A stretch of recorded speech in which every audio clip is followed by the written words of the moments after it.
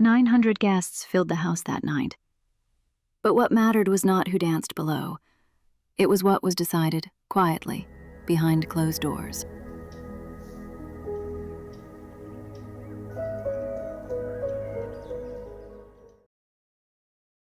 There is a particular quality to the silence of a great house before dawn. Not the silence of emptiness. That is a different thing altogether, thin and cold, the silence of rooms that have never known warmth. No, I mean the silence of a house that is sleeping, breathing slowly, holding its breath between one day and the next. The kind of silence that presses against your ears like cloth, that makes your own footsteps sound indecent. I learned to move through that silence without disturbing it. I learned it the way you learn anything in service, not from instruction, but from correction. From the tight, controlled expression on Mrs. Harding's face when you let a door click shut too loudly. From the way the senior housemaids would look at you, sidelong, with an expression that said, "You will not last." I was 22 when I first came to work on Fifth Avenue. I was 34 in the March of 1883, and by then I had learned the silence so completely that sometimes I forgot what my own voice sounded like in an ordinary room. My name is Margaret Doyle. I was born in County Clare, came over on a packet ship in 1866 with my mother and two brothers, and spent the first 4 years in New York washing dishes in a boarding house on Mulberry Street before I got my position. I tell you this not because it matters to the story, not directly, but because I want you to understand where I stood when I stood in those rooms. I was not invisible. I was simply not seen. There is a difference, and it took me years to understand it.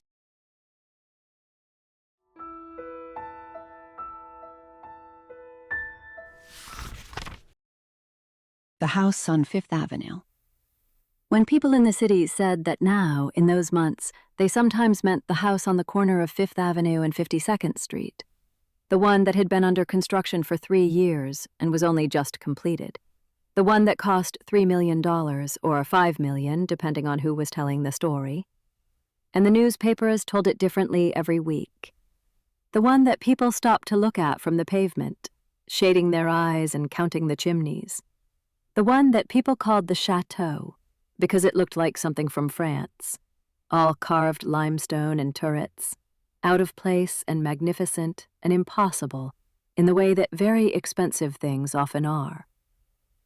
I worked in that house. I had been there from nearly the beginning of the household's establishment, brought over from the earlier residence when the family moved their operations, that is the only word for it, operations, to the new address. I had seen the carpets laid, the furniture uncrated, the paintings hung, the silver polished to a cold brightness that hurt to look at directly. I had swept rooms that cost more to furnish than my father would have earned in 30 lifetimes. I had done it without remark and without resentment, which is not the same as saying I did it without thought. The ball was announced in the first week of March 1883. Not announced to us, not formally. We learned of it the way servants always learn of the things that will most affect them, obliquely, in fragments, through the accumulation of small signals that only make sense once you know what to look for. A conversation cut short when you entered a room, a list of figures on Mrs. Harding's desk that you were not supposed to notice, the arrival of a second florist on a Tuesday afternoon when no flowers had been ordered, the way Mrs. Vanderbilt moved through the rooms in those first days, not her usual measured, purposeful progress through her own house, but something different, a kind of barely controlled aliveness, like a woman who has been waiting a very long time for something to begin. I had been in service long enough to read a house the way some people read weather, and what I read in those first days of March told me that whatever was coming was not simply a party. It was something more than that, something that the house itself seemed to understand, that made the very walls feel taut with anticipation. I did not know, then, the full story. I only knew my corner of it, the linens, the floors, the silver, the endless preparation.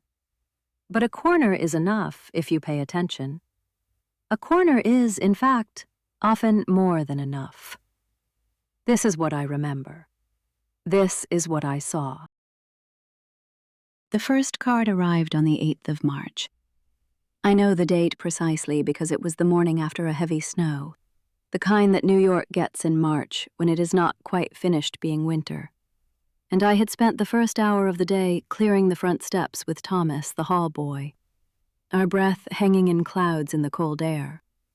The card arrived at 9:30, brought by a livered messenger from one of the houses on the other side of the park, and Mrs. Harding received it in the front hall with an expression I had never quite seen on her face before. She looked at it for a moment. Just a moment. Then she looked up and saw me watching, and her expression closed like a door. "Margaret," she said, "the drawing-room fire needs attention." "Yes, ma'am." I went. But I noted the card. I noted the way she had held it, carefully, as though it were fragile or significant, or both. The cards multiplied over the following days with a speed that seemed impossible, given that each one had to be delivered by hand, by carriage or messenger, to houses scattered across the city and beyond.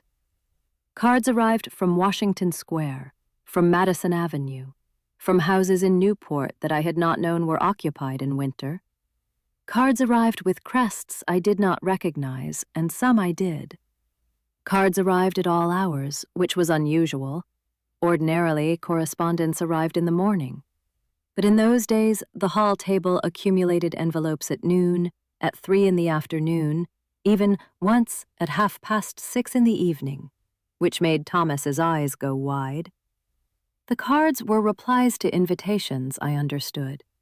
Mrs. Vanderbilt had sent invitations, the form and wording of which I did not see, though I understood from the murmured conversations of the upper staff that they had been of a particular and deliberate kind.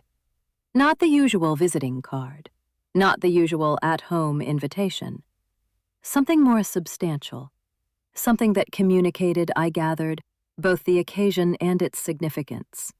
The way certain letters communicate not just their content, but the weight of the paper, the quality of the script, the care taken in the composition.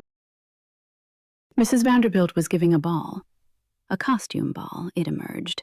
A ball that was already becoming, in the newspapers that Thomas brought up each morning, and that I sometimes managed to glance at in the kitchen, the most talked-about private entertainment in the city's recent memory.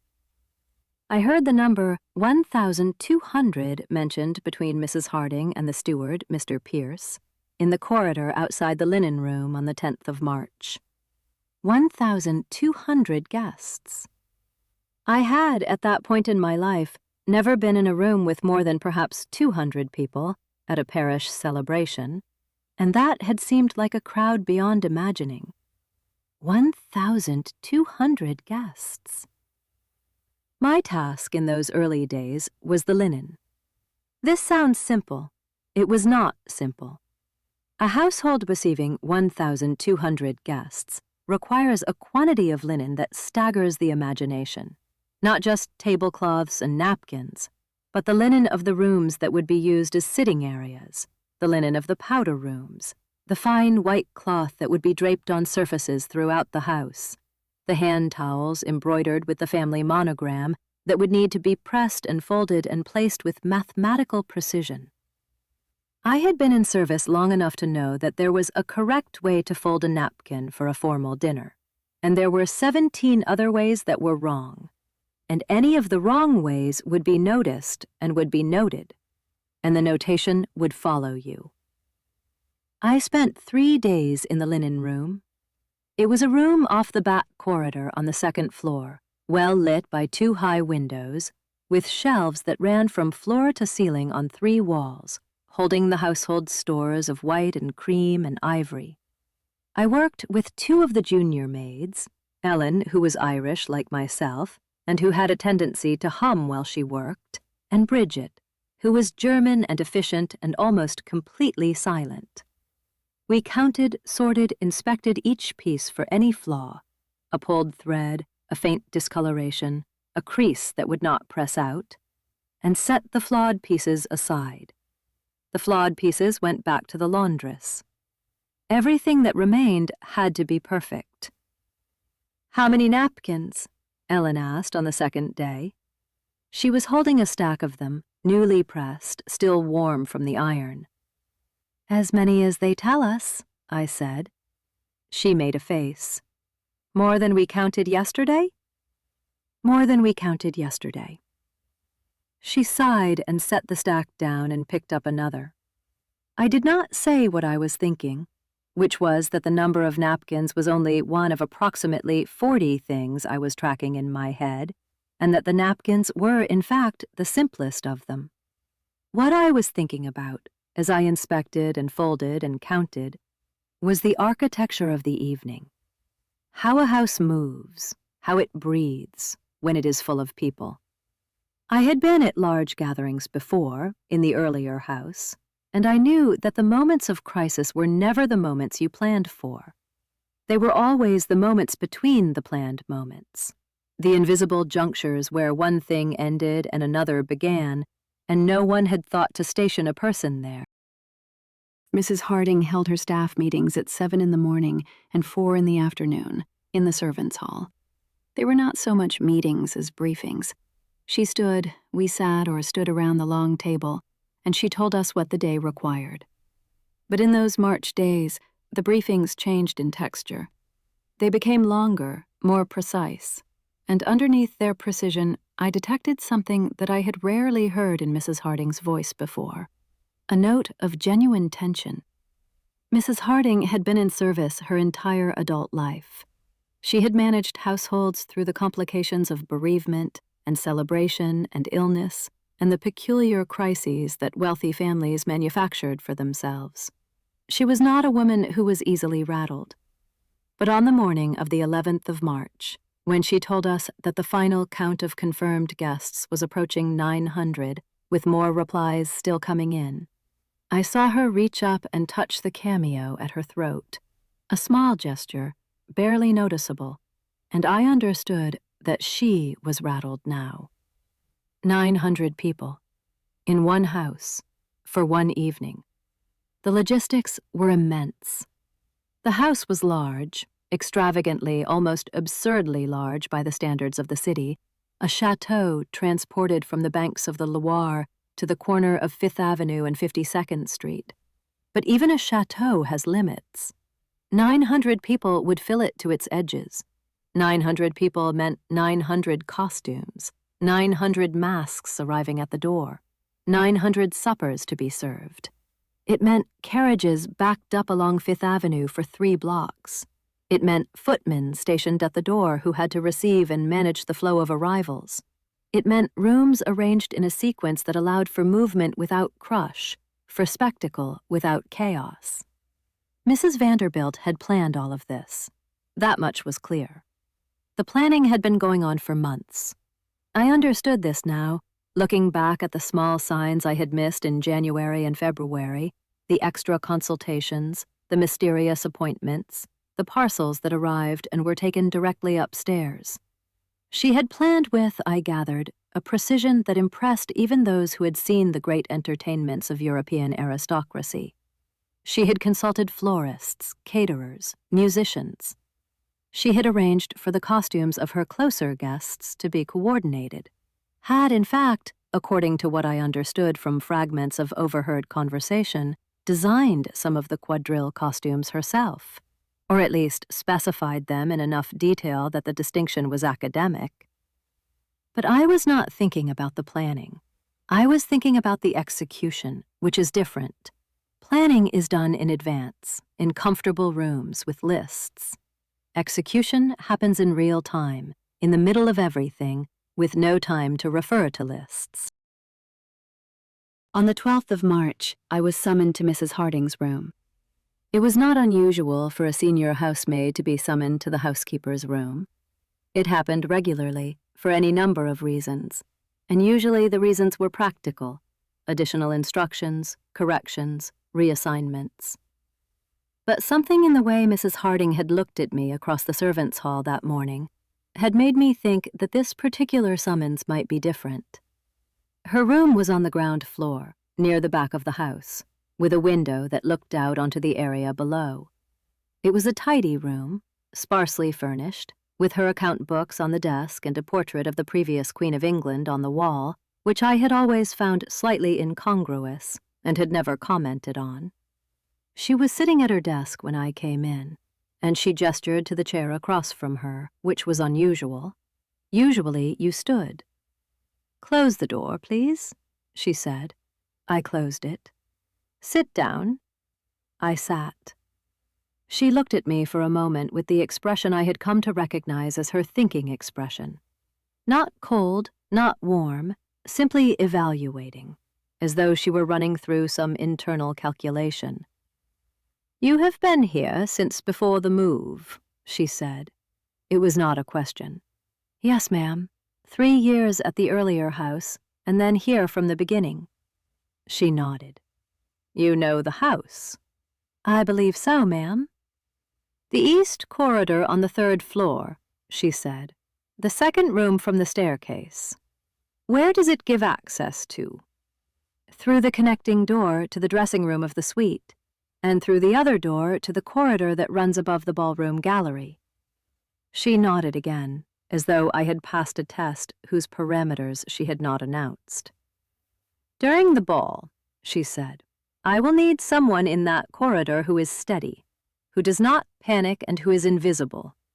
I don't mean invisible to the guests. The guests will be in the ballroom. They will not be in that corridor. I mean invisible in the other sense. Unobtrusive. Someone who will see what is happening and report to me, and who will address small problems without making them large ones." I understood what she was saying. She was describing a specific kind of role.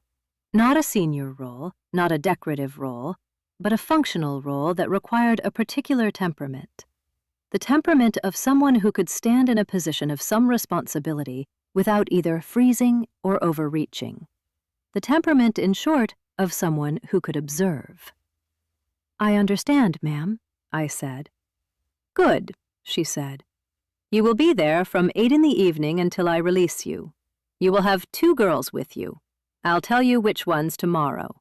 You will have responsibility for the rooms on that corridor, for any guests who wander, for the supply of certain things I'll specify later.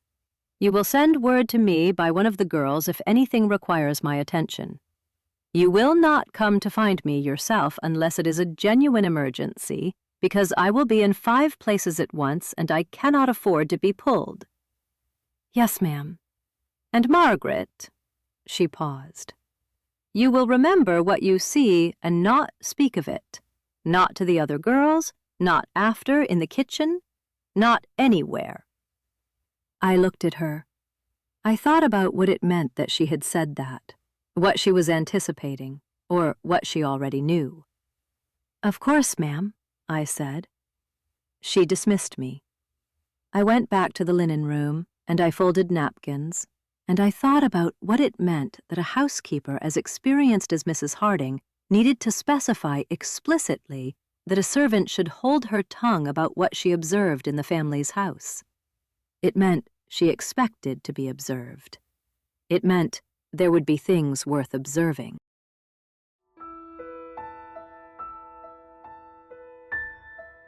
Arrived in quantities that I had not thought possible. I had understood, in the abstract, that there would be many flowers. A ball of this size would require flowers. Everyone knew that. It was simply a question of scale. And at this level, scale was its own kind of language. But what arrived in the days preceding the ball was not simply many flowers. It was a transformation of the house into something that had no English word for it. Something that existed between a greenhouse and a theater set and a dream. The head florist was a Mr. Clunder from a firm on Broadway that supplied the best houses in the city, and he arrived on the morning of the 22nd with a team of 6 assistants and a series of wagons that blocked the service entrance for most of the morning.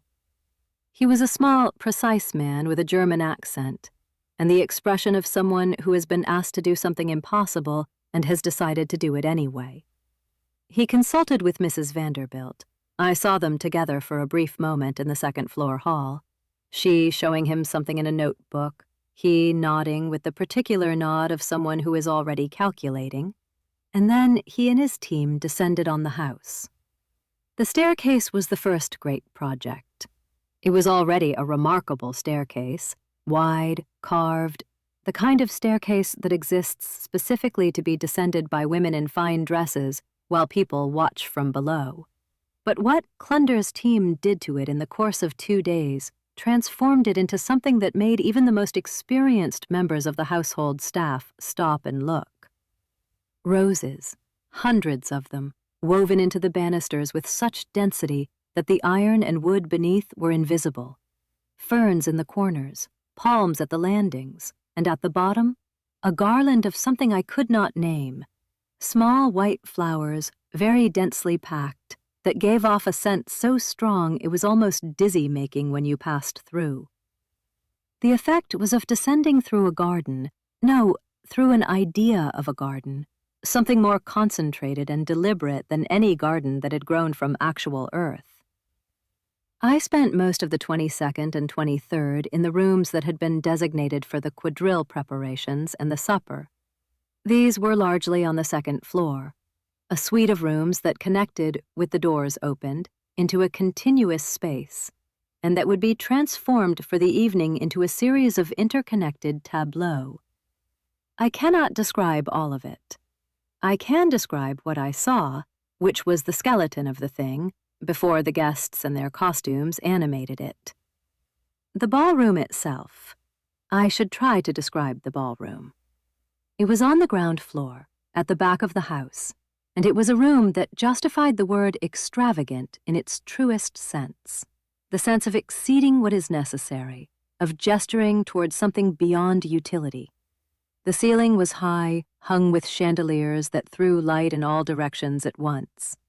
The floor had been prepared, polished to a surface so smooth that you could see yourself in it. The grain of the wood running in a direction that I knew from experience would catch the candlelight at a particular angle and give the impression, when the room was full and the lights were lit, that you were standing above a slow-moving, luminous river. On the walls, I am trying to remember exactly, tapestries, I think, and gilded mirrors, and between the mirrors, brackets holding flowers and greenery. But it is difficult to remember clearly because by the time I saw the room in its finished state, the evening before the ball, it had achieved a quality of completeness that made it feel inevitable, as though it had always been this way, and the years of construction and the weeks of preparation had merely been the process of revealing what was already there. The supper arrangements were in a separate category of complexity, and they were not my direct responsibility, but they overlapped with mine in ways that required constant coordination. There were to be a series of supper rooms, not a single supper. The sheer number of guests made a single room impossible, and each room had been designated for different groupings, which were organized by some principle of social architecture that I did not fully understand. Caterers from Delmonico's were involved. I saw the deliveries begin on the 23rd, crates carried in through the service entrance under the supervision of a Delmonico's man who had the bearing and the expression of someone who considered himself the final authority on all matters pertaining to the evening. He and Mr. Pierce, our steward, had a brief but concentrated conversation in the service corridor that resulted in a boundary agreement, their domain and ours, with specific arrangements for handoffs. What I was tracking, meanwhile, in addition to the linen, was the rooms on my assigned corridor. I had been given 2 girls, as promised. Annie, who was young and quiet and reliable, and Kate, who was older than Annie and less quiet, but possessed of an almost uncanny ability to find things, any object in any room, within a very short time. Kate's gift was not organization exactly. It was more like a spatial memory, a sense of where things were and where they had been. I put her to work doing a final inventory of the rooms on the third-floor east corridor, checking what was in each room, what might be needed, and what might need to be removed. "Why would anything need to be removed?" she asked, sensibly enough. "Because when 900 people are in a house," I said, "some of them will wander. And when people wander into rooms that are not meant to be wandered into, it is better that those rooms contain nothing that could be damaged or taken or misunderstood." She considered this. "Misunderstood how?" "Private things," I said. "Letters, portraits, the kinds of things that a person might look at and draw conclusions from, and then speak of later in a way that was not intended." She accepted this and went about her work. I went about mine. The house in those final days was in a state I can only describe as productive agitation. Everyone moved with purpose, everyone moved fast, and yet the overall impression was of controlled movement rather than chaos, a system in operation with all its parts meshing. It was not always smooth. There were moments of friction. The florist's team and the caterer's team had a brief territorial dispute over access to the third-floor service stairs that required Mr. Pierce's intervention. A delivery of champagne arrived 2 hours late and had to be stored in a cold room in a way that was not ideal. 3 of the hired additional staff, we had brought in a number of extra people for the evening, had to be redirected because they were not familiar with the house's particular geography and kept ending up in the wrong places. But these were the ordinary frictions of large-scale enterprise. They were managed and resolved. They left no trace. What was not ordinary, and what I was still processing, was the specific quality of the attention that the ball was attracting in the world outside the house. I was not supposed to read the newspapers. It was not prohibited exactly, but it was understood to be not quite appropriate, a form of exceeding your information. But I had been reading them in those March days when I could. Thomas brought them up each morning and left them on the hall table before taking them to the study. And there was a window of perhaps 10 minutes each morning when they were there to be glanced at. What I read in that window was extraordinary. The newspapers were writing about the Vanderbilt Ball with an intensity that I had not previously seen attached to a private entertainment. Not just the society columns. Those were expected. Those were the machinery of social reporting, doing what social reporting always did. But the regular news columns, the editorials, even a piece or two that had the tone of genuine cultural commentary, they wrote about the ball as though it were an event of civic significance. They wrote about the invitations as though the receiving or not receiving of one were a matter of consequence that extended beyond the social lives of the individuals involved. I read a few sentences here and there, nothing extended, nothing I could have reproduced, and I formed an impression. The impression was this: the ball was understood in the city to be not simply a party. It was understood to be a statement, a declaration of arrival and precedence, made in the most expensive language available: the Vanderbilts. I should explain what I understood of the situation, which was an incomplete understanding, assembled from years of overhearing conversations and occasional newspaper glimpses, but which had a shape. The Vanderbilts were very rich. This was not in dispute. The fortune that Cornelius Vanderbilt had built from ferries and then from railroads, the New York Central, the great connecting line, was one of the largest in American history. The old Commodore had died in 1877, and his son, William Henry, had inherited and then expanded what was already an almost incomprehensible sum. The family was, by any financial measure, among the most powerful in the country. But money in New York in 1883 was not the same as society. Society was a different thing, with different rules, and its rules were kept by different people. The people who kept them, or who were understood to keep them, in the way that certain institutions are kept by the people who have always kept them, had not always been friendly to the Vanderbilts. The older money, The houses that had been on Fifth Avenue when Fifth Avenue was a different kind of place had maintained a certain coolness.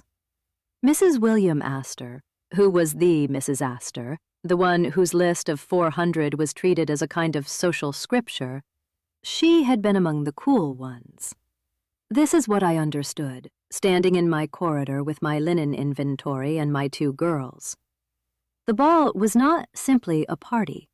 It was a bid, a negotiation conducted in the vocabulary of spectacle, a declaration that the Vanderbilts were not merely rich, but were capable of the kind of magnificence that money alone cannot manufacture, the magnificence that requires taste, imagination, effort, and a willingness to invest an extraordinary amount of all 3 into a single evening.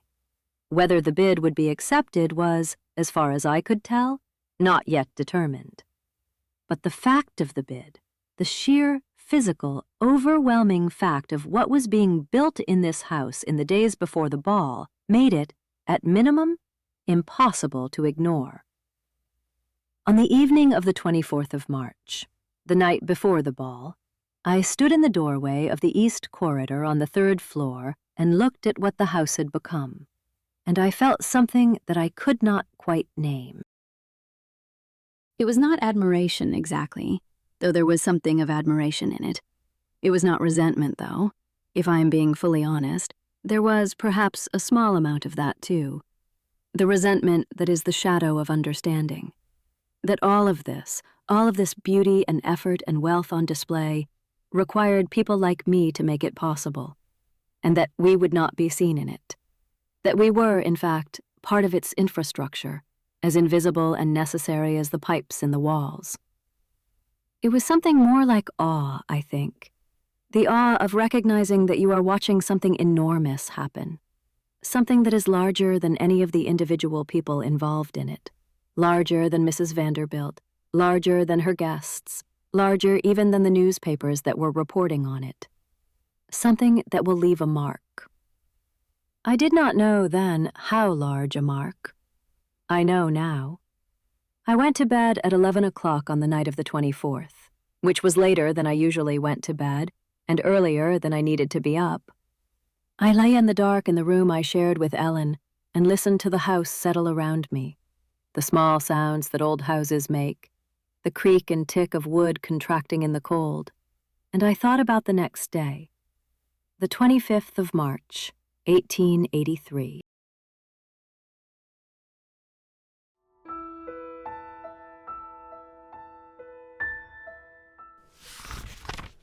I was up before 5. Not because I was called. I was not on the early shift that day. Mrs. Harding had given me the morning hours explicitly to rest, knowing I would be on my feet from 8 in the evening until God knew when. But I could not sleep. The house was already awake below me, the sounds rising through the floors. The kitchen staff had been up since 3, the deliveries had begun before 4, and the general atmosphere of the day was already at 5 in the morning, charged in a way that made rest impossible. I dressed quietly, without waking Ellen, and went down. The kitchen was extraordinary. Cook, her name was Mrs. Murphy, a Cork woman who had been with the household longer than almost anyone else, and who ran her domain with a placidity that contained, underneath it, absolute iron, was in the center of the room, directing 3 girls and 2 of the hired men through the morning's first wave of work. The smells were already complex, something sweet, something savory, coffee, and underneath it all, the clean mineral smell of cold morning air coming through the slightly open window above the sink. "Margaret," Mrs. Murphy said, not looking up from the bowl she was examining, "you have nothing to do this morning." I couldn't sleep. "Then sit down and drink some coffee and stay out of the way." I sat down and drank some coffee and stayed out of the way. It is a particular skill, staying out of the way in a busy kitchen.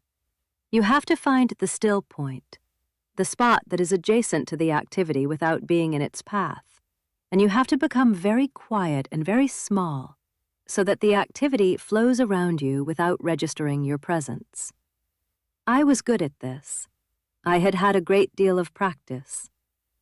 What I watched, from my still point, was the beginning of the day's enormous work. The catering people from Delmonico's would handle the supper, the main supper service, which would take place after midnight, after the dancing, after the quadrilles. But the household kitchen was responsible for a quantity of other things. The staff's own meals throughout the day, the refreshments that would be set out in various rooms during the early part of the evening, the supply line of small necessary things that any large entertainment requires. Mrs. Murphy was navigating all of this with the calm of someone who has done difficult things before and knows that the way through them is steady work done in the right sequence without panic. I watched her and thought about what steady work in the right sequence looked like. It looked, when you saw it in operation, almost easy. The ease was the mark of mastery. By 8 o'clock, the house was fully awake and fully in motion. The morning deliveries had been absorbed, a final shipment of flowers, additional candles for the chandeliers, 2 large crates of something that arrived under covers and was taken directly to the wine cellar by Mr. Pierce himself, which suggested it was wine of considerable value. The hired staff had arrived and were being positioned by Mrs. Harding in the servants' hall, each one given a specific assignment and a specific territory and a specific set of instructions that covered what to do in the 20 situations most likely to arise during their territory's operation. I watched the briefing from the back of the room. Mrs. Harding was extraordinary in these moments. She was not a large woman, rather small, in fact, compact in the way that certain very efficient people are compact, as though they have arranged themselves to take up exactly as much space as is necessary. But she commanded the room completely. Every person in that servants' hall was watching her, and every person was absorbing what she said, because it was clear from her manner that what she said was important, and that failure to absorb it would have consequences. She went through the list. Footmen, their stations, their responsibilities, their handoff points. Kitchen runners, the route from kitchen to supper rooms and back, the sequence of courses, the timing signals. The cloakroom staff, the system for organizing a very large number of wraps and hats and accessories belonging to guests in costume. The door staff, the protocol for receiving guests, the method for managing the inevitable crowding at arrival time. And so on through the entire staff of the evening, which I estimated at something over 60 people, between the household's own and the hired. She saved me for last, which I had not expected. Margaret Doyle will have responsibility for the East Corridor, 3rd floor, she said. Any matter arising in that corridor comes to her first. She reports to me. If you are on that floor and you encounter something that requires attention, you go to Margaret. You do not improvise, and you do not escalate past her unless she tells you to. She looked at me briefly, not in a way that invited response, simply in a way that confirmed the information had been delivered, and then dismissed the room. I found her afterward, in the corridor outside the servants' hall. Mrs. Harding, I said, is there something specific I should be watching for? She was quiet for a moment. Watch for everything, she said, and tell me nothing that is not necessary. Do you understand the distinction? I thought about it. I think so, ma'am. Watch for anything that could become a problem, she said. Not anything that is interesting. Interesting is not my concern this evening. Problems are my concern. She moved off down the corridor.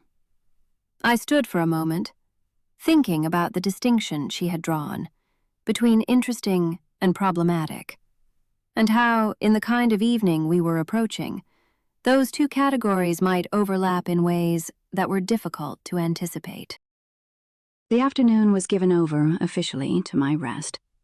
I went to my room and lay on my bed and closed my eyes and did not sleep. I listened to the sounds of the house, the increased frequency of movement, the voices in the corridor below, the occasional burst of something that might have been laughter from the kitchen, and I arranged in my mind the geography of my responsibility. The east corridor, the 6 rooms off it, the connecting passages, the staircase at the far end that led down to the 2nd floor, the window at the midpoint that looked out over the garden and, beyond the garden wall, the back of the houses on the next street. I thought about what Mrs. Harding had said, anything that could become a problem. And I thought about what kinds of problems arose at balls. I had been at smaller entertainments, and I knew the categories: a guest who was ill, or who had drunk more than was wise, or who had encountered another guest in a way that produced friction, a mishap with a costume, a lost item, a misunderstood direction that sent someone to the wrong part of the house, a moment of genuine distress, which was rarer than the other categories, but not unheard of, even at celebrations. And then there was the category that Mrs. Harding had gestured at without naming, the category of things that happened at the intersections between people, the things that were not accidents and not mishaps, but were in some way intended, at least by one of the parties involved, the things that required discretion not because they were necessarily wrong, but because they were private. A ball of this size, at this particular social moment, with these particular guests, I could imagine that category producing examples. I dozed for perhaps an hour, toward the middle of the afternoon. When I woke, the light through the window had shifted, and the sounds of the house had shifted with it, and I knew that the day was past its midpoint and the evening was beginning to approach. I dressed carefully. My uniform for the evening was specified: the good black dress, the good white apron, the hair done properly, nothing out of place. I dressed in front of the small mirror on the wall of my room and looked at myself for a moment. A 34-year-old Irish woman with steady hands and good eyes, and thought, here we go then. Downstairs, the house was becoming what it had been preparing to become for 3 weeks. The candles had been lit, all of them, everywhere, simultaneously, or near enough simultaneously, that the effect was of the house suddenly igniting from within. The hallways, the drawing rooms, the ballroom downstairs, the supper rooms, all of them glowing with a warmth and a brightness that transformed even the passages between rooms, even the corners, even the high ceilings where the light barely reached. The flowers were everywhere. The mirrors threw back the candles in multiples, so that every room seemed to contain more light than was physically present in it. I went to my corridor. Annie and Kate were already there, waiting. Right, I said. Let's begin.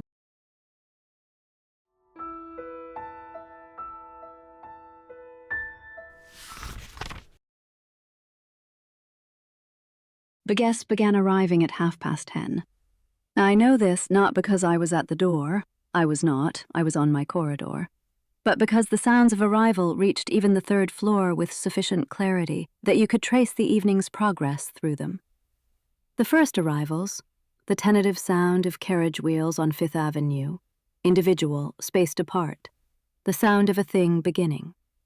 Then, as the clock moved toward 11, the sounds multiplying, layering, becoming a continuous murmur that rose through the floors and walls of the house like water rising. From my window at the midpoint of the corridor, I could see, at an angle, partially obscured by the corner of the building, a segment of the street below. I could see the carriages. They were extraordinary. Not because they were fine carriages. The carriages that came to this house on ordinary evenings were fine, but because of their number.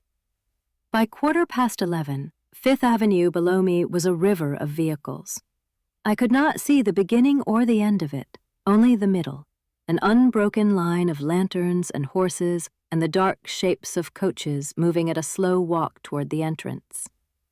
And the costumes, even from 3 floors up, even through a window at an oblique angle, I could see fragments of color, glimpses of silk and velvet and what appeared to be armor. At least one guest had come as something medieval, and feathers, many feathers, in colors I would not have imagined possible to assemble in one place. A woman in white with something elaborate on her head that caught the light from the entrance lanterns. A man in what appeared to be the costume of a Venetian nobleman, all crimson and gold. A group arriving together, moving as a unit, who I later understood were one of the quadrille parties, a dozen or so guests in coordinating costumes who had been practicing together for weeks.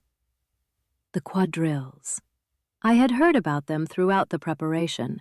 They were the centerpiece of the entertainment in a certain sense, the organized theatrical element around which the rest of the evening was arranged. There were, I understood, 4 of them: a Mother Goose quadrille, a Star quadrille, a Hobby Horse quadrille, and a Dresden China quadrille, each of them requiring costumes that had been coordinated in advance, each of them constituting a kind of performance within the larger performance of the evening. The guests in these quadrilles were the inner circle, the people who had been in closest communication with Mrs. Vanderbilt in the planning of the ball. I was not going to see the quadrilles. I was on my corridor. My corridor was quiet in those early hours of the ball. The guests were in the rooms below, the ballroom, the drawing rooms, the gallery, and the 3rd floor was a different world, hushed and dim compared to the brilliance I could hear and partially see below. Annie and Kate moved between the rooms, checking and adjusting, and I stood at my position near the top of the secondary staircase and listened to the house. A house in full use sounds different from a house at rest. The sounds travel differently, carry further, mix in unexpected ways. From my position, I could hear the orchestra, faint but distinct, the rhythm of a waltz or a polka, interrupted occasionally by applause that meant something formal had occurred, one of the quadrilles performed or announced. I could hear, closer, the sounds of the hired staff moving through the corridors below me, the soft, purposeful footstep of people who knew where they were going. I could hear the guests, not individual voices, but the composite sound of many voices, a kind of warm, continuous murmur that was the sound of society in full operation. The first small incident of my evening occurred at around 11:30. A woman appeared at the top of the secondary staircase, came up it, rather, from the 2nd floor, and stood for a moment at the entrance to the east corridor looking uncertain. She was in costume, something elaborate. I thought at first that it was meant to be a historical figure of some kind, perhaps from the court of Louis XIV, all powder and silk and a headdress that would have been impressive even in the rooms below. She was perhaps 50, possibly a little older, and her expression when she saw me was briefly startled and then carefully arranged into something neutral. "I'm afraid I've taken a wrong turn," she said. "The powder rooms are on the 2nd floor, ma'am," I said. "The door at the far end of the corridor below this one, on the left." "Ah," she said. She looked at me for a moment, and I had the impression she was deciding whether to go back down immediately or to linger. Something in the way she held herself, the slight tension in the shoulders, the careful neutrality of the expression, suggested that she had not, in fact, simply taken a wrong turn. "Is there anything you need, ma'am?" I said. My voice was carefully nothing at all, helpful, attentive, completely uninformative. "No," she said. "No, I was simply... It's very warm downstairs." "It must be with so many guests," I said. "The air up here is quite cool if you need a moment." She looked at the corridor. "Are these rooms occupied?" "They are guest rooms," I said, which was not quite an answer to the question she had asked. "They are not in use this evening." She nodded. Then she did something that surprised me a little. She smiled just slightly, and the smile was not the smile of a woman who had accidentally wandered into the wrong corridor. It was the smile of a woman who was accustomed to being read correctly, and who had decided to acknowledge that she had been read correctly. "Thank you," she said, and turned and went back down the stairs. I watched her go and thought about what Mrs. Harding had said. Interesting is not my concern. Problems are my concern. And decided that what I had just observed was interesting and not yet a problem, and that the distinction was comfortable and might remain so. The second incident was a little after midnight. Kate came to find me where I was standing near the window. "There's a gentleman in the room at the end," she said in a low voice. "He came in about 10 minutes ago. I thought he was looking for the necessary room at first, but he hasn't come out." "Is he alone?" "He was when he went in." I went to the end of the corridor and knocked on the door twice, in the way that communicates authority without alarm. "Sir," I said, "can I be of assistance?" A pause. Then the door opened. The man inside was in his 40s, a handsome man, or had been, in a dark costume that I thought might be meant for a Venetian carnival. He had the look of a man who had been having a conversation with himself, the slightly disheveled inwardness of someone who has stepped out of a room in order to think, and who has been thinking harder than expected. "I'm quite all right," he said. "I just needed a moment." "Of course, sir," I said. "Can I send for anything? Some water, perhaps?" He looked at me. A real look, briefly, the kind that people usually do not give to servants. "How do you do it?" he said. "Sir?" "Stand here," he said. "All of this." He gestured vaguely, in a direction that encompassed the corridor and the house, and the sounds rising from below. "All of this happening, and you just stand here." I thought about how to answer this. "It's my job, sir," I said, which was true, but incomplete. He made a small sound that was not quite a laugh. "Yes," he said. "I suppose it is." He straightened his costume. "I'll go back down." "The main staircase is easier from this side of the house," I said. "Through the door at the far end, and then left." "Thank you." He went. I watched him go, and thought that of all the things I had expected to encounter on my corridor, a man pausing mid-ball to ask a housemaid a philosophical question was not among them. But that was the texture of the evening, I found. The formal part, the grand spectacle below, the quadrilles, the orchestra, the extraordinary costumes, the supper that I understood was served beginning at around midnight, and that reportedly exceeded everything that had been promised. All of that was happening somewhere else.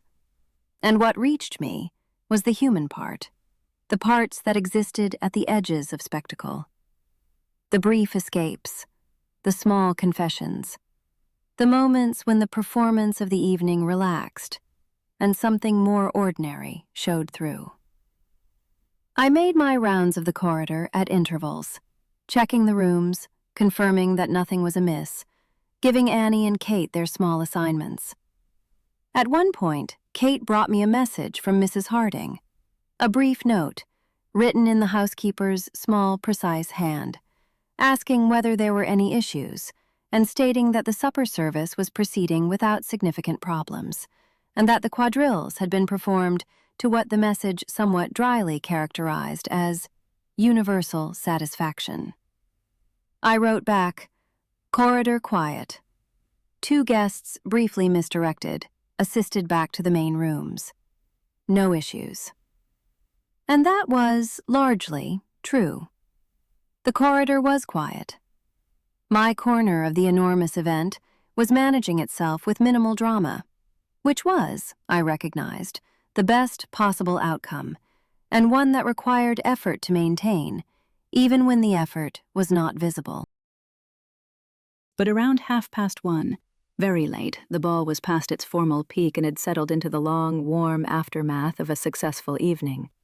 The kind of hour where people have danced enough and eaten enough and are now simply enjoying the fact of being in the same warm, brilliant room together.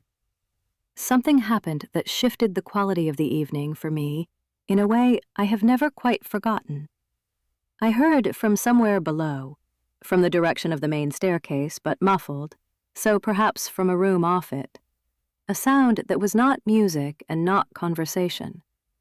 It was a brief, concentrated sound, the sound of a very small number of people in a room together, a few voices, and in the voices I heard, even from a floor above, even through walls and floors, something that I recognized as significance.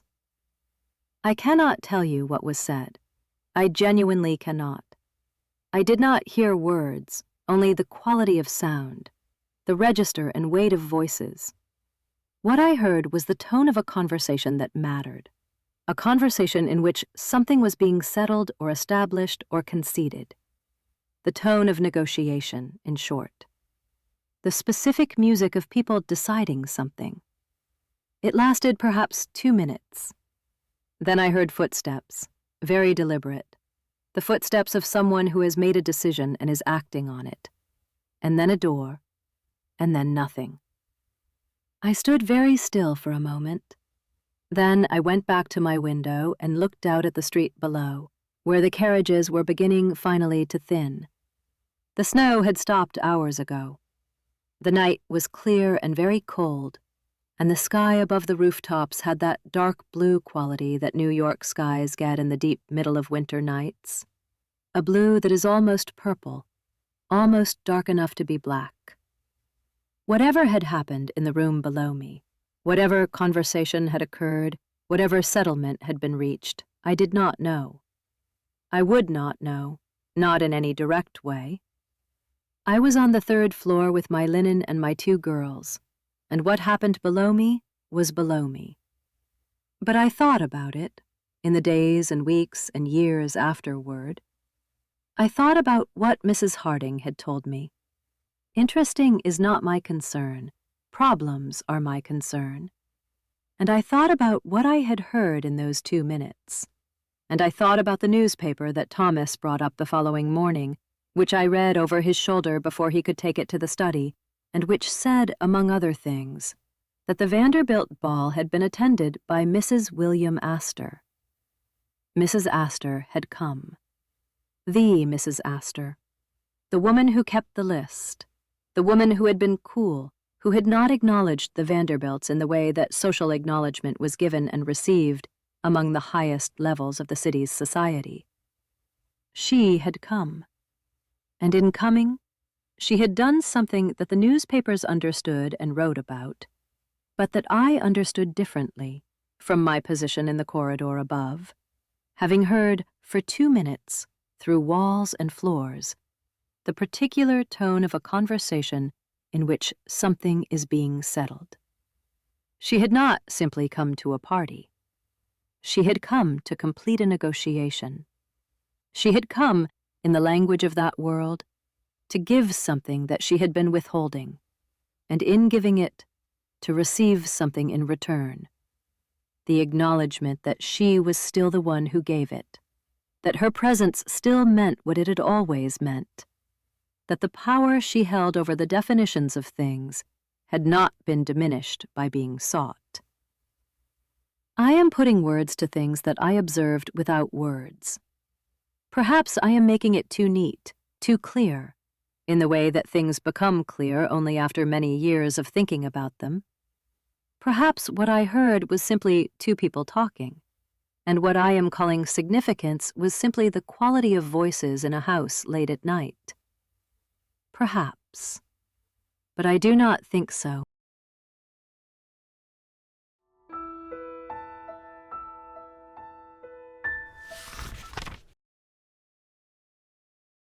The last guest did not leave until past 4 in the morning. I know because I was still on my corridor when they left. I had not been formally released yet, and I was not going to leave my position without release. And I heard the final carriages on 5th Avenue, the last diminishing sounds of departure, and then the particular quality of silence that descends on a house that has finished its work. It is different from the silence of a house that has not yet begun its work. That early morning silence I described at the start, the silence of a house still asleep, has a quality of potential in it, a held breath. The silence after a large party has ended is a finished silence, a silence of completion and exhaustion, a silence that leans backward rather than forward. In that silence, I heard the house begin to unpack itself. The sounds of clearing, careful, professional, the trained efficiency of people doing what they had been hired to do, and doing it well. Glasses collected, plates stacked, the careful business of removing the evidence of the evening, returning the house toward its ordinary state. I heard Mrs. Murphy's voice at some point, giving a direction, and the sound was reassuring, in the same way that certain very familiar sounds are reassuring. A voice that has been part of your landscape for years, unchanged. Mrs. Harding came to the corridor at 4:15. She looked, as far as I could tell in the dim corridor light, very nearly exactly as she had looked at 7 o'clock the previous morning, composed, contained, giving nothing away. Only around the eyes was there something slightly different. Not fatigue, exactly, but the particular quality of someone who has been operating at high attention for a sustained period, and whose attention is beginning, very carefully, to ease. "All well?" she said. "All well, ma'am." She looked at the corridor, briefly, as though checking it against some internal standard. "Good," she said. "You can release the girls and go to bed. I'll need you at 9. "Yes, ma'am." She turned to go. Then she stopped. "Margaret," she said. "Ma'am." "You did well tonight." It was not effusive. It was not the kind of compliment that gushes or elaborates.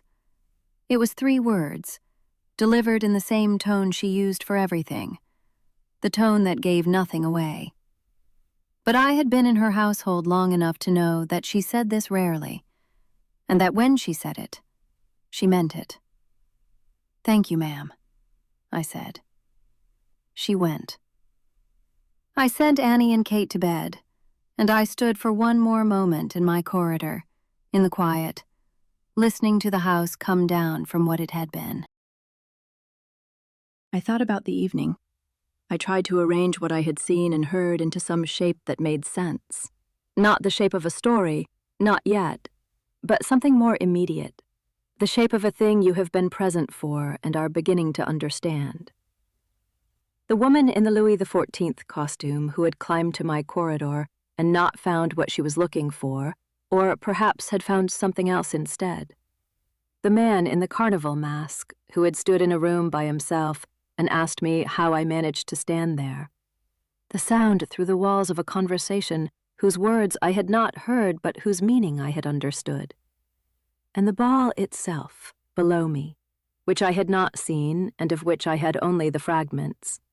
The sound of the orchestra, the glimpses of costumes through the street window, the murmur of many voices ascending, and which had been, by every account I would read in the subsequent days, exactly what it had announced itself as being. A triumph, a statement, an evening that everyone who was there would speak of for the rest of their lives, and that many who were not there would claim to remember, because that is what remarkable things do. They accumulate witnesses, some of them real and some of them imagined. I had been a real witness, after a fashion. Not the witness I might have wished to be. I would have liked to have seen the ballroom, seen the quadrilles, seen the supper and the costumes and the full, lit, living thing that the preparation had been building toward. But I had seen what I had seen, and what I had seen was also real, also part of the evening, also true. I went down the back stairs to the servants' hall and through to the kitchen, where a small lamp was still burning, and where Mrs. Murphy was sitting at the table with a cup of tea, looking at nothing in particular with the expression of someone who has come through something difficult and is allowing themselves, just for a moment, to be still. "Sit down," she said when she saw me. I sat down. She poured me tea without asking whether I wanted it. I wrapped my hands around the cup and felt the warmth of it move into my palms. "Well," she said, "that's that, then." "Yes," I said. We sat for a while without speaking. The kitchen was dim and warm, and somewhere above us the clearing up continued, and outside, through the high window above the sink, the sky was beginning, just barely, just at the edges, to go from black to the dark blue of early dawn. "Big night," she said eventually. "Very," I said. "Think she got what she wanted?" I thought about this. About Mrs. Vanderbilt moving through her house in those early March days with that quality of barely controlled aliveness. About the cards accumulating on the hall table. About the flowers and the candles and the supper and the orchestra and the quadrilles. About the sound through the walls at 1:30. "I think so," I said. Mrs. Murphy nodded, as though I had confirmed something she had already known. "Good," she said, and took a sip of her tea.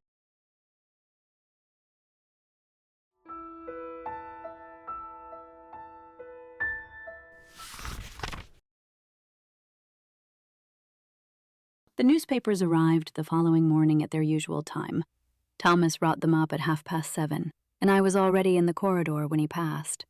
I had been summoned early by Mrs. Harding, who needed me to supervise the return of the borrowed linen items to the laundress for cleaning, a task that required counting and recording, and I managed, over his shoulder, to read the first few lines of the account in the Tribune before he took them on to the study.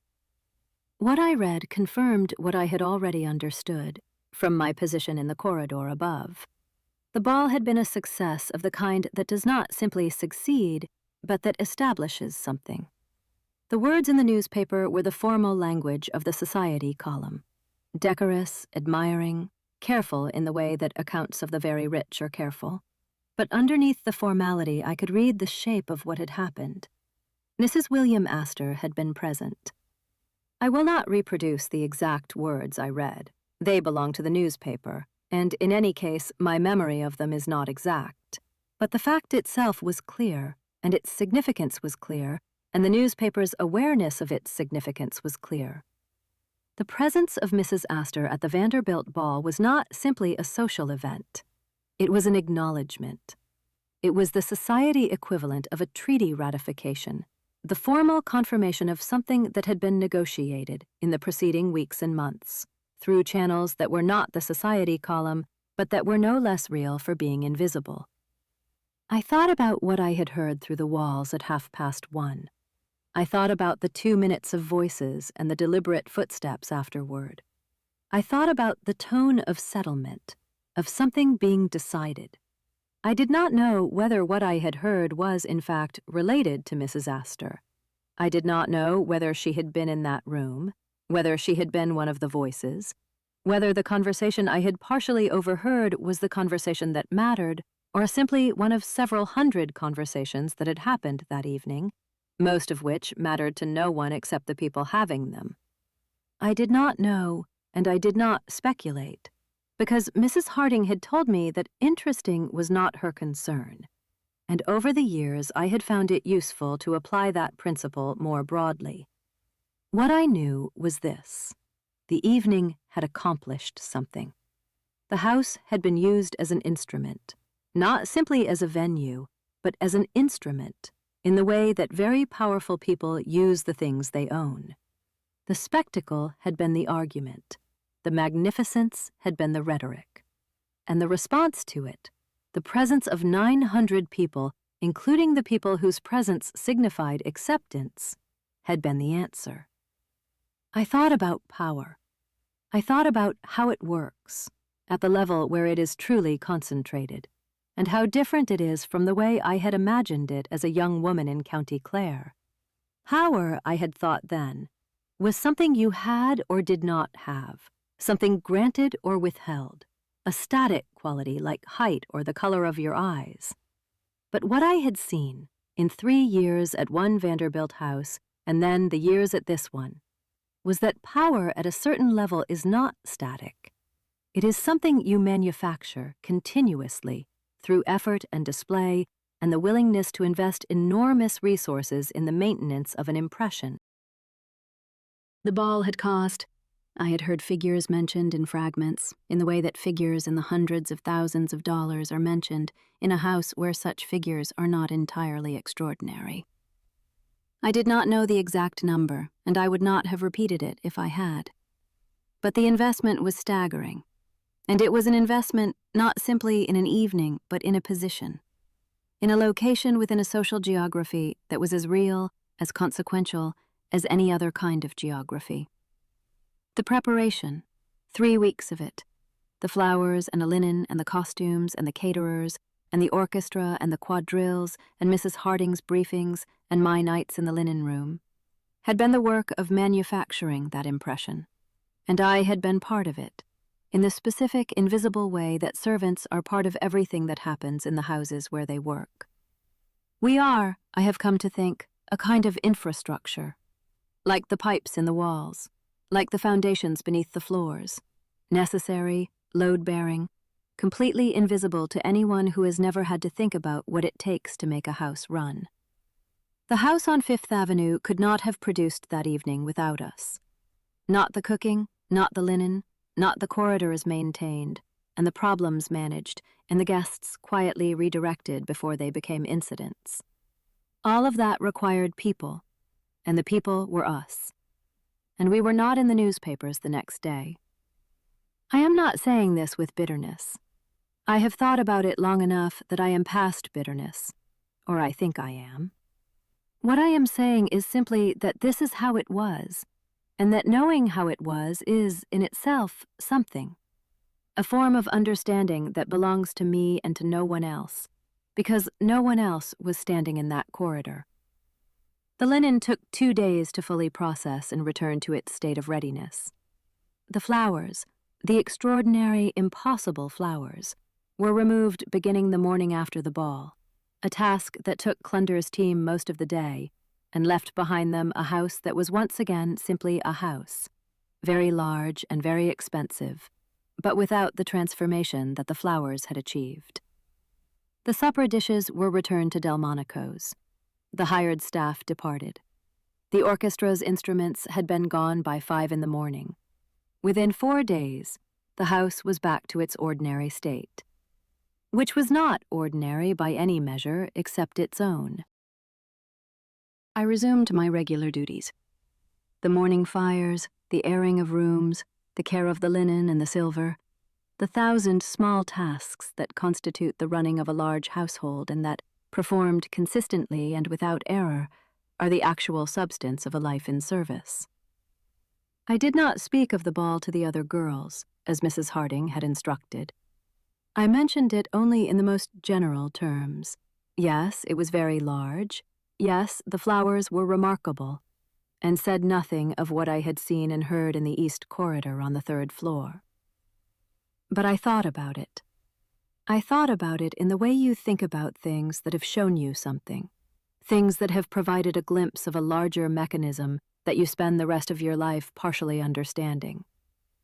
What I had seen in the end was this, that the granting of social acceptance, the thing that Mrs. Vanderbilt had been building toward, with all the extravagance and precision of the preceding weeks, was a transaction.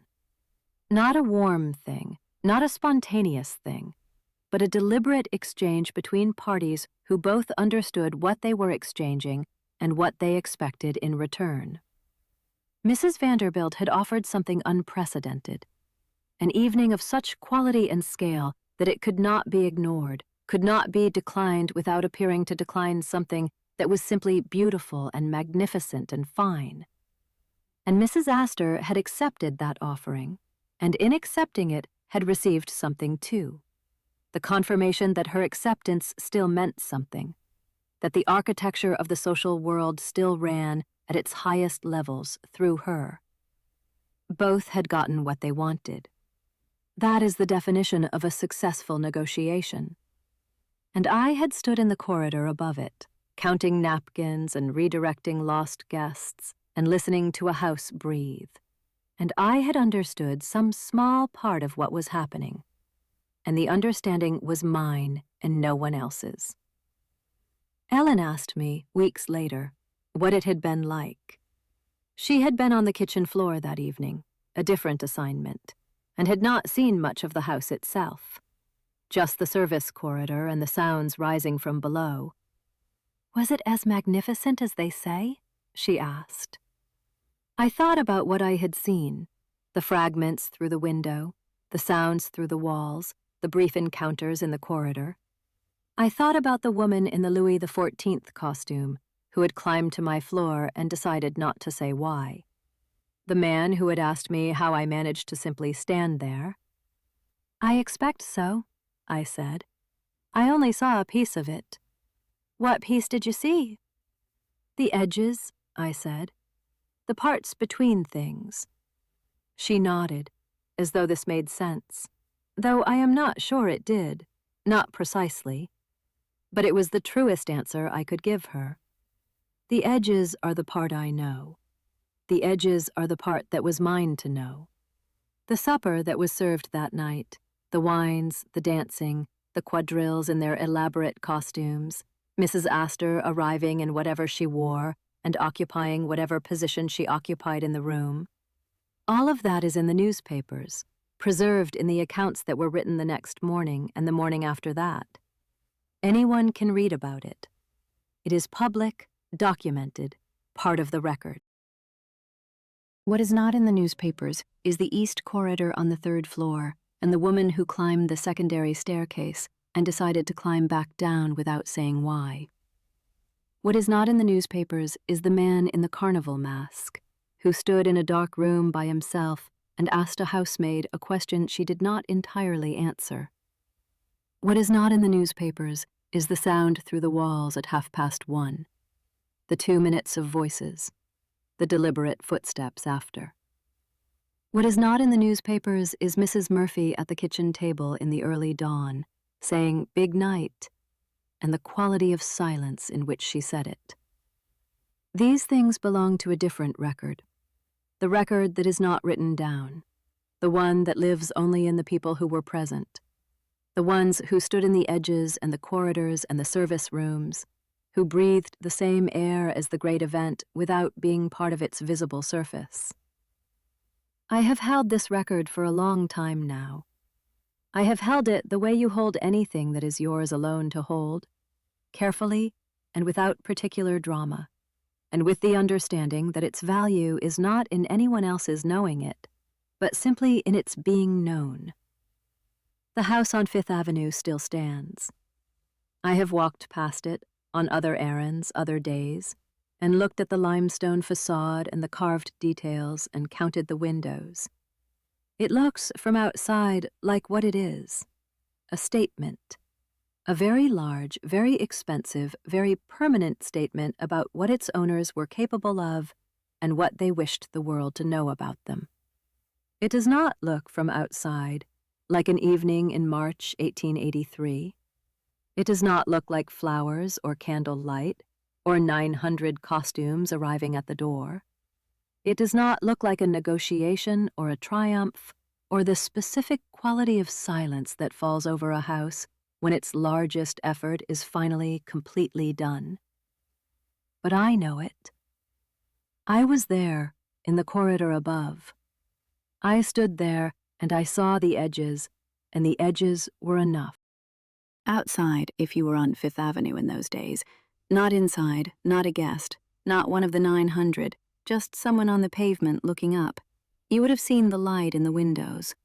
Every window of that house lit from within, warm and gold against the cold March night. You might have heard, if you stood still long enough in the cold, the faint sound of the orchestra. A waltz, probably. They played many waltzes that evening, I was told. The rhythm of it reaching the street, muffled by stone and glass and cold air, barely audible, like the sound of something happening in a world adjacent to your own. That is what it was for most of the city. An adjacent world, glimpsed through windows, heard through walls. I was inside the walls. I was in the room between rooms, the corridor above the music, the edges of the enormous thing. I was 34 years old and Irish and a housemaid, and I counted napkins, and I redirected lost guests, and I stood at my window and looked at the line of carriages on Fifth Avenue and thought about what it meant to be present at something without being part of it.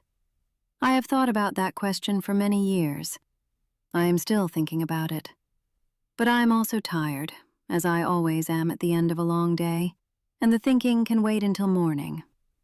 The house is quiet now. The last carriage has gone. The candles are out. The ball is over. And New York is dark and cold and still, and somewhere above the rooftops, the sky is beginning to go from black to blue, and it is time to sleep. It is time to sleep.